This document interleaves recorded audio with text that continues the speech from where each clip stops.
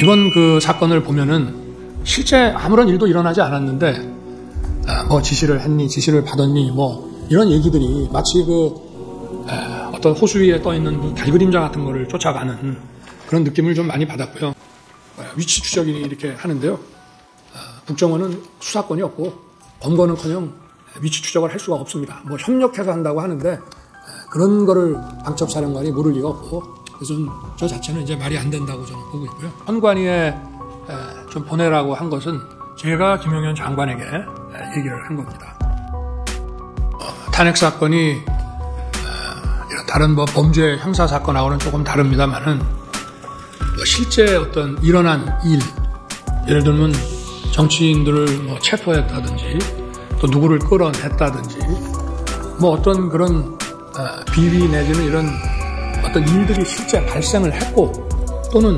현실적으로 발생할 그 일을 할 만한 가능성이 굉장히 높을 때 이것이 어떤 경위로 이렇게 됐는지 누가 지시를 했고 뭐 이렇게 보통 수사나 재판에서 얘기가 되는데 이번 그 사건을 보면은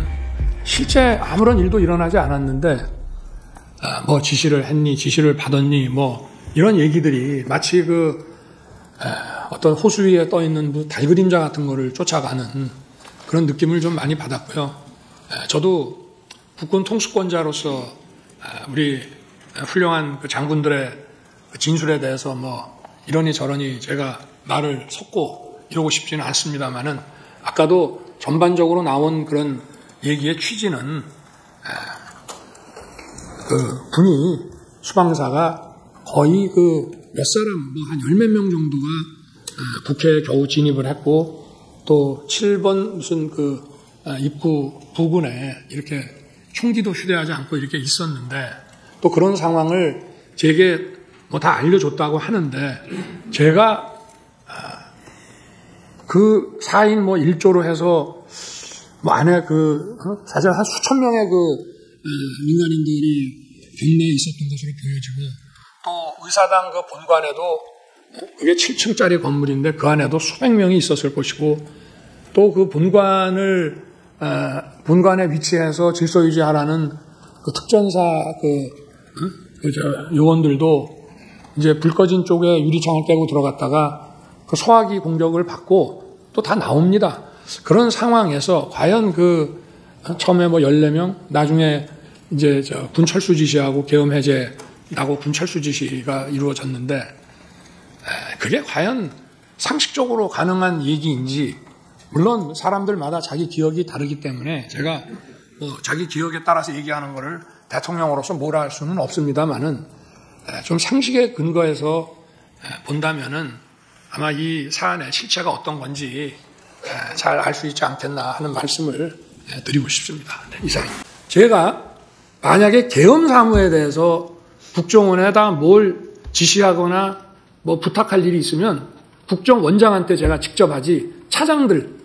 업무 관련은 2차장이지만 2차장한테도 안 합니다. 원장한테, 무조건 기관장한테 하는 것이고요. 그리고 제가 1차장 홍장훈 1차장한테 10시 거의 11시 다 돼가지고 이제 제가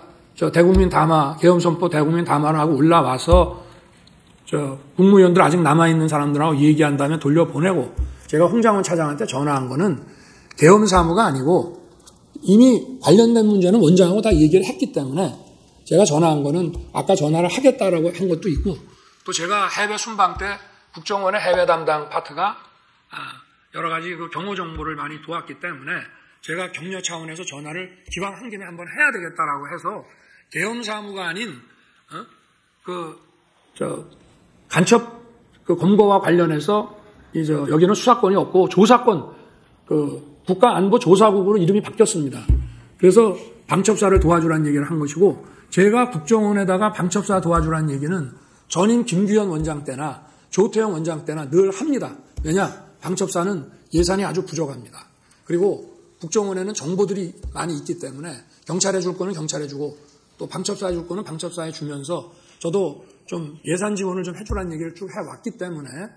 또 사관학교 후배니까 좀 도와줘라. 그래서 방첩사가 잘 할 수 있게 도와주라는 계엄 사무와 관계없는 얘기를 한 거를 가지고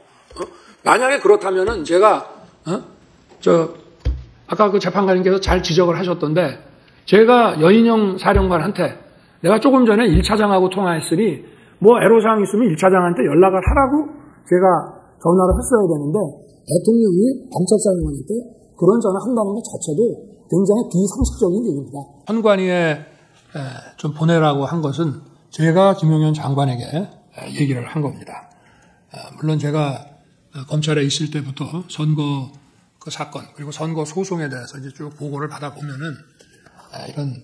일단 이 투표함을 개함을 했을 때 여러 가지 그 상식적으로 납득이 안 가는 이런 엉터리 투표지들이 이제 많이 나와 있기 때문에 부정선거라는 말은 쓰는 사람마다 물론 다릅니다만은 이게 좀 문제가 있겠구나 하는 생각은 제가 해왔고요. 근데 이제 2023년 그 10월에 국정원으로부터 한 3차례에 걸쳐가지고 중앙선관위 그 전산 그 시스템에 대해서 자기들이 점검한 거를 보고를 받았는데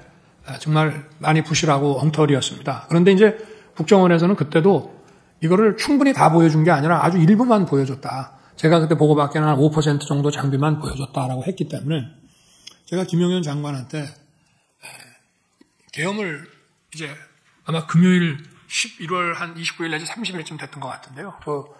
감사원장 탄핵 이제 발의한다는 얘기가 나오면서 이제 계엄 얘기를 했습니다. 그런데 하게 되면 그 계엄법에 따라서 그 국방장관과 지휘를 받는 계엄 당국이